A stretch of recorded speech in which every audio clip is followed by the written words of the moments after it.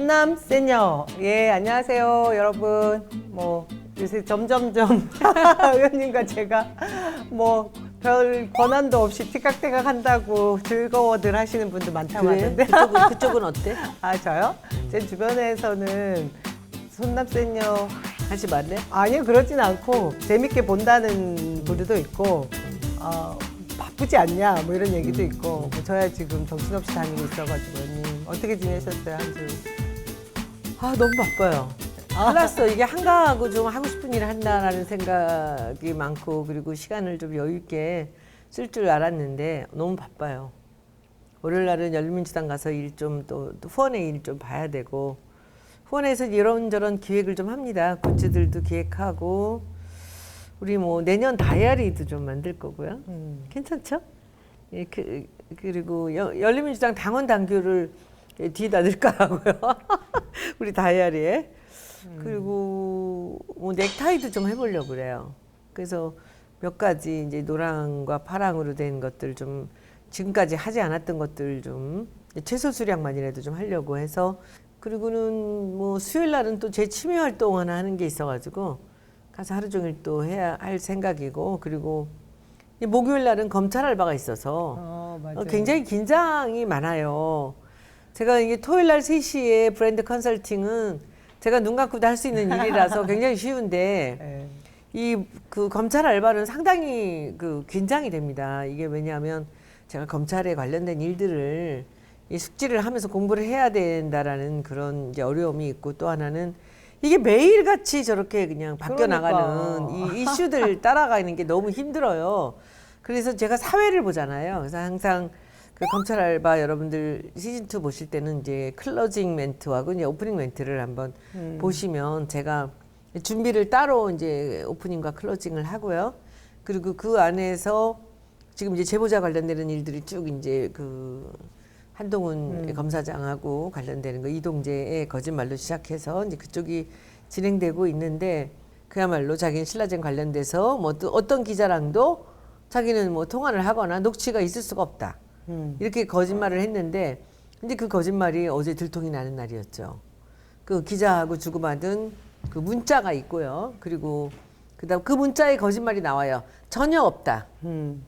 그런데 우리한테는 녹취가 있었잖아요. 그 녹취가 어떻게 된 거냐면, 이동재 기자가 그 녹취를 다 했었는데, 그것들이 아마도 이 위의 상부로 전달이 됐는지는 우리가 알 수 없지만, 우리는 충분히 그럴 개연성이 있다라고 생각을 하고 있습니다. 이제 그 한동훈이 관련됐다, 그 이동재 기자의 그 이야기가 MBC에 기사가 나오는 즈음 됐을 때, 아마도 분명히 그 취재가 들어왔을 때 그 한동훈 검사장은 그 채널 A하고 연락을 했을 거 아닙니까? 네. 근데 그때 이동재 기자의 그 노트북은 전부 디가우징이 되고, 그리고 전화기도 완전히 뭔가 조치를 취했겠죠. 절대 없다라는 얘기를 들었을 거란 말이죠. 그러니까 절대 없다라고 얘기를 그렇게 문자로 남깁니다. MBC하고 해서.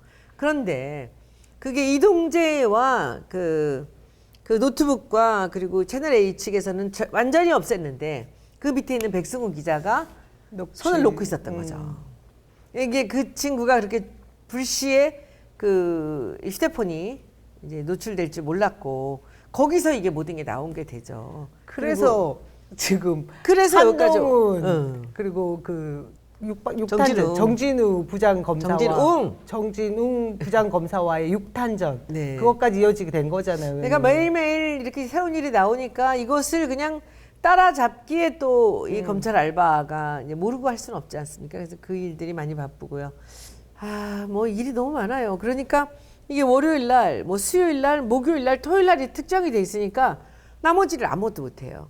그럼에도 불구하고 우리 여러분들 같이 목포 갔다 왔잖아요. 우리 2박 3일 목포 아주 즐거운 그런 여행을 했어요.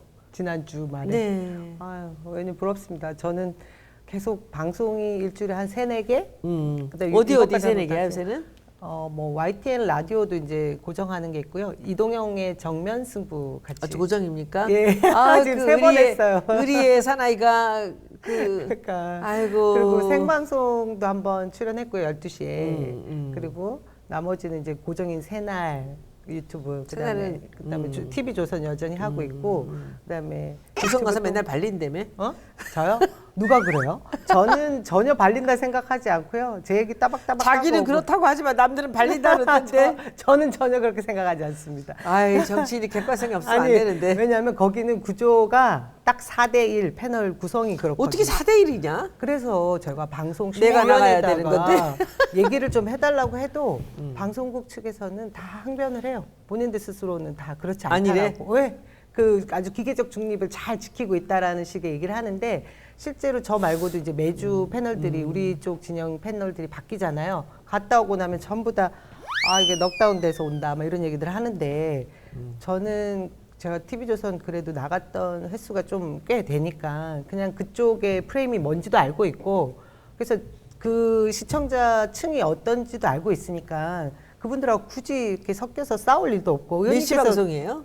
무슨 5시 요일 날에? 그러니까 저는 화요일 날 생방? 예. 5시 20분부터 6시 40분 동안 하는데 제 옆에 이제 그 말 잘하는 김병민 그 저기 미래통합당 최고위원 젊은 그분도 계시고 뭐 이쪽에 또 교수님이라고 우리 쪽이신가 누구야? 싶으면 아니고? 아니고 뭐 그런 분들이 껍질을 벗겨봐야 계시고 되는데. 뭐 이두아 전 새누리당 그 저기 의원이었던 그 변호사 분도 계시고 뭐 이런데요. 어쨌든 저는 제 할 말만 준비 딱 해가서 우리 쪽 얘기만 딱 하는데 가끔은 막 이렇게 부들부들 떨릴 때가 있죠. 왜냐하면 저쪽에서 나오는 내용들이 사실에 입각해서 뭔가를 비판을 하면 화가 안 나는데 그렇지 않고 이게 왜 사실일 수도 있고 아닐 수도 있습니다를 열어놓은 상태에서 말을 가지고 끌고 나가는 경우들이 원래 그렇지 많잖아요. 뭐, 맨날. 그래서 그럴 때는 앉아서 꼭 그 얘기 하거든요. 이거는 사실 확인을 해야 됩니다라는 얘기도 저도 이제 표현을 하면 이제 사회자가 그렇게 진행은 끌어가긴 해요. 왜냐면 이제 또 그 제재 받을까봐 방송에 그리고 측면 승부는 우리 박지희 아나운서 얘기 좀 하고 싶어요. 그 박원순 시장님 이야기 때문에 이렇게 저렇게 의견들이 다양할 수 있잖아요. 그러면서 각자의 의견이 분명히 있는 것이고 개인마다 이 발언할 수 있는 그 다양한 채널이 있는데 어떻게 보면 약간 이게 폭거같이 제 2차 가해, 2차 피해 막 이렇게 얘기를 하면서 입을 다물게 했던 측면이 있었잖아요. 그래서 박지희 입을 아나운서 담은 사람들이 바보들이죠. 침묵까지도 끝까지 얘기를 해야 되는 것이고 그리고 뭐 저한테도 이런저런 얘기들이 뭐 많이 들려와요. 저는 그죠, 네. 저는 사실 이제 국회의원 그만두고 나서는 뭐 제가 뭐 신경 쓸 게 없어요. 저 때문에 힘드는 보좌관들이 있는 것도 아니고 당이 뭐가 있는 것도 아니고 저는 제 일을 하는데 지난번에 우리가 했던 얘기들 중에서 뭐 이슈가 되고 있는 것들이 이제 뭐 이 민주당에서 그 후보를 내야 되느냐 말아야 되느냐라는 얘기가 있었는데 그때 이 문재인 당대표 시절에 만들었던 당원 당규에 나오는 게 뭐냐면은 귀책 사유가 있는 사람들이 중대한 문제가 있을 경우에. 중간에 그만두게 되었을 때 뭐 이렇다 하는데 사람들이 참 나쁜 사람들인 게 프레임을 저한테 씌우는 게 뭐라 그러냐면 이 양반이 지금 그 성추행을 했는지 안 했는지 밝혀지지도 않았는데 박원순 시장께서 뭔가 귀책 사유가 있다라고 얘기를 하냐는 거예요. 이 사람들 바보 아니에요? 그런 방향으로 아니, 말씀하신 게 아니잖아요. 이게 뭐냐면 아니 제가 오늘 하려고 하는 것은 귀책 사유가 성추행의 여부에 있는 게 아니고 이분이 세상을 떠나신 거에 귀책 사유가 있는 거예요. 그렇지 않아요? 이 자리가 비워지게 된 것에 귀책 사유는 본인한테 있잖아요. 우리가 안타까워하는 것은 이분이 이렇게 떠나셔야만 됐나라는 것이 안타까운 것이고 그게 이유가 거기에 저들은 지금 성추행이라고 일방적인 지금 주장을 하고 있는 것이죠. 거기에 대해서 지금 뭐 이러고 저러고 뭐 또 특위를 꾸민다 어쩐다 하고 있지만 어떻게 밝혀? 누가 밝혀? 한쪽의 의견만 듣고 가능해요? 그래서 그것의 귀책 사유에 얘기를 하는 것이 아니에요. 저는 현 시장으로 계시던 분이 떠나신 것이 그것이 이 당에 관련돼서 이것이 당의 책임이 있는 게 아닌가라고 제가 묻는 거예요. 그거지 그걸 갖고 근데 이 부분은 여러분들이 이따가 그 판단을 해주세요. 저는 그 부분은 우리가 그것을 부인할 수 없는 거 아니에요? 저는 그러니까 의원님 말씀처럼 그러니까 이게 다양한 시선들이 있을 수 있고 다양한 생각들이 있고 판단이 있을 수 있는 거잖아요 우리가. 근데 이거를 왜 아주 폭거고 폭력적으로 제압을 한다라는 게 뭐냐면 입을 막는 건데 제가 아까 측면 승부에 같이 이제 녹음하고 있는 박지희 아나운서가 최근에 원래 출연하고 있던 한국경제는 다 잘렸어. 그것도 정리가 됐는데 심지어는 TBS까지 잘렸어요. 그러니까 제가 지금 이제 그게 속이 상하더라고요. 그리고 왜 우리 진영은 이런 말 한마디에 대한 책임을 이렇게 무겁게까지 져야 되는데 사실 저쪽 진영은 막말을 하고 뭐 상대를 비난하는 걸 넘어서 뭐 허위 사실을 유포해도 그런 식으로 몰아가지 않잖아요.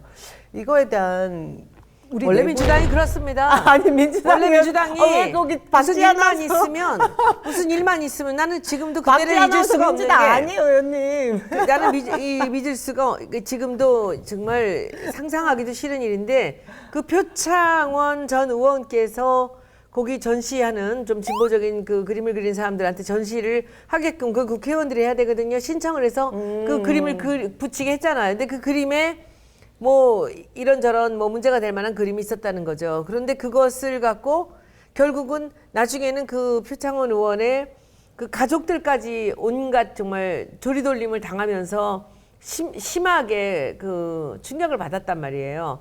그런데도 불구하고 표창원 의원은 사과를 했어요. 저 같으면 사과 안 해요. 그건 빌려줬다는 것, 그것이 사과할 일일 수는 있지만은 그 사람들이 무슨 그림을 그려서 어떻게 붙이는지를 보면서 그 자리를 주는 건 아니란 말이죠. 저도 많은 분들한테 거기 전시할 수 있게끔 했지만은 그 중간에 그 사람들이 어떤 물건을 갖고 전시를 하느냐를 갖고 우리가 확인하지 않는단 말이죠. 그 갖고 민주당의 여성 의원들이 쭉 정론관에 나와서 그 표창원 의원에게 책임을 묻는 그런 기자회견을 하더라고요. 아, 저는 그때 저 사람들이 같은 당에 있는 의원들인가? 그게 표창원 의원이 그린 게 아니잖아요. 근데 그런 일들이 수도 없어요. 이번에 또 그 뭐 남인순 의원이 울면서 그 박원순 시장에 대한 굉장히 가까웠던 분이거든요. 근데 그분이 또 이 젠더 이슈에 굉장히 앞서 있는 분인데 거기서조차도 당당하게 일개 정말 아나운서 출신의 그 사회자가 진행자가 했던 그 박지희 아나운서 정도의 이야기도 못하는 것이 민주당의 여성 국회의원들입니다. 이야기가 글로 이어졌어요. 아니 예, 그걸 저는 민주당 여성 국회의원들이 젠더 이슈에 굉장히 민감하고 한 거 다 잘 알고 있어요. 그러나 지금 이 상황에서 누가 어떻게 했는지 알지 못하는 이 상황에서 이분들이 나서서 지금 이 얘기를 하고 있는 것은 저는 맞지 않다고 생각합니다. 특히 남인순 의원 같이 박원순 시장과 가장 가깝게 여러 가지 일을 했던 분인데 좀 더 우리가 균형감 있게 그리고 좀 쿨하게 이 일을 바라봤으면 좋겠다 생각이 들어요. 그러면 저는 지금 이 순간에 굉장히 잘하고 있는 사람이 서지영 검사라고 생각해요. 서지영 검사가 우리나라의 미투를 시작한 사람 아닙니까? 미투의 그 이슈를 끌어냈던 사람인데 서지영 검사가 잠시 SNS를 멈추고 있다가 그분 하시는 얘기 지금 내게 네가 목소리를 내라 네가 나서라라고 하는 사람들 중에 과연 이 여성의 권익에 대해서 앞서 나서서 여태까지 그 활동하고 행동했던 사람이 있느냐? 난 당신들의 요구에 응할 수 없다. 딱 잘라버리잖아요. 전 거기서 이런 당당함이 있어야 되는 겁니다. 중요한 것은 인권인 것 같아요. 여성이든 남성이든 성의 문제가 아니라 누구든 그 인권의 존중, 우리가 그걸 위해서 미투 운동도 있고 한 것인데 어느 순간 그 모든 것이 갑자기 이렇게 말살되어 가는 이 사회 분위기는 전 너무 힘들고요. 그 박지희 아나운서가 그런 면에서 제가 너무 미안한 생각이 들더라고요. 박지희는 오히려. 이번 사건으로 큰 이 사회자나 그 패널이나 정치인이 될지도 모르고 저는 박지희 다른 아나운서가 계기가 이 시간에 이번에 이 일이 본인을 굉장히 큰 그야말로 정치 평론가를 만드는데 중요한 저는 이슈가 될 거라고 생각하고요. 왜냐하면 강성범 씨가 그렇잖아요. 강성범 지난번에 씨가 얘기하셨어요. 그 시사타파 거기 그 여의도 집회 아니 저 서초동에 네. 제가 나와달라고 요청을 했는데 본인이 거절하셨거든요.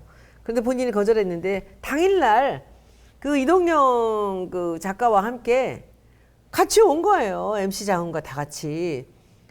그래서 너무 놀라갖고 저는 이제 출연 안 한다고 제가 거절을 했기 때문에 그렇게 알고 있었죠. 그랬더니 이동영 작가가 올라가기로 했어.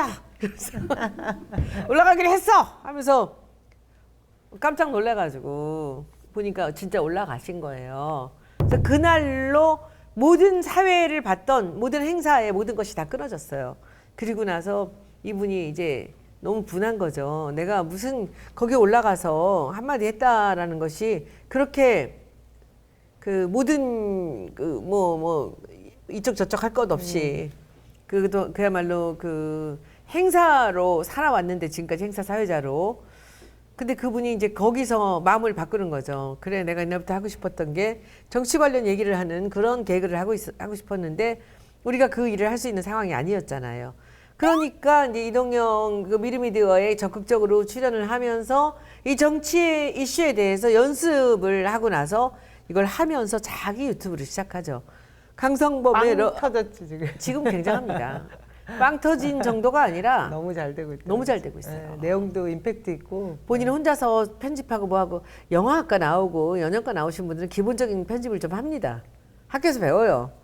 이 박지희는 이제 그 길로 가면 돼요. 걱정할 거 하나도 없어요. 제가 어제 같이 녹음하고 집에 와가지고 위로를 제대로 못한 것 같아가지고 되게 그 길로 미안했어요. 가라고. 그랬는데 남편한테 그 얘기를 했어요. 제가 박지희 아나운서 너무나 속상하다. 그런 발언 하나 때문에 자기가 사실 업이 그건데 그 직장을 사실 잘린 거나 다름없잖아요. 이런 사회가 과연 괜찮나? 뭐 이런 걱정을 했더니 남편이 걱정하지 마. 사람들이 박지희 아나운서를 너무 좋아하는데 네가 걱정이야. 그러시더니. 그러니까 박지희 아나운서도 제가 보기엔 강성범 씨 같이 더 자기 잘 유튜브를 되겠죠. 세게 자기 유튜브를 하면서 정말 돈을 벌어야 돼요.